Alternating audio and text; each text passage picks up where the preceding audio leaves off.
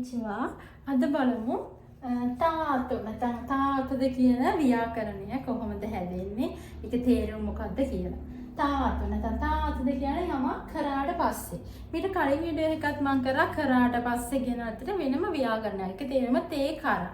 ඒ වගේම තේරුම තියෙන ව්‍යාකරණයක් තමයි මේ. තාතු නැත්නම් තාතොදේ. ඒක හදද්දී නම් ක්‍රියාපදය තාකේ. තාකේ කියන එකට හදලා අතෝ හරි අතෝදේ හරි එකතු කරනවා. හරි. එහෙම කිව්වට තේරෙන්නේ නැහැ. අපි උදාහරණ දෙකක් අරගෙන බලමු. පළවෙනි උදාහරණය පොත් කියුවට පස්සේ නිදා ගන්නවා. පොත් කියුවට පස්සේ නිදා ගන්නවා. හරි.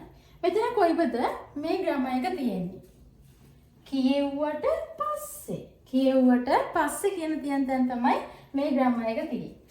කියවනවට කියන්නේ යොමු එක තාකේ හැදුවම යොන්දා වෙනවා. යොන්දා අතෝ නිමස්තා. හොන්නෝ යොන්දා අතෝ නිමස්තා. හරි. අපි ඊළඟ උදාහරණ බලමු. පිරිසිදු කරාට පස්සේ නානවා. පිරිසිදු කරාට පස්සේ නානවා. ඒතර පිරිසිදු කරනවට අපි කියනවා සෝජි සුරු කියලා. ජිෂෝ කේවලේ සෝජි සුරු කියලා තමයි කියන්නේ. ඒක තාකේ හැරෙම සෝජි ශිතා වෙනවා. මේකෙදී තාකේ විතරක් හරවල මදි අතෝ හරි අතෝදේ හරි එකතු කරන්න ඕනේ. එතකොට තමයි පස්සේ කියන අර්ථය එන්නේ. පසුව කියන අර්ථය. සෝජි ශිතා අතෝදේ. සෝජි ශිතා අතෝදේ. මෙතන තමයි ග්‍රාමර් එක තියෙන්නේ. පිරිසුදු කරාට පස්සේ සෝජි ශිතා අතෝදේ නානවා. නානවා කියනකොට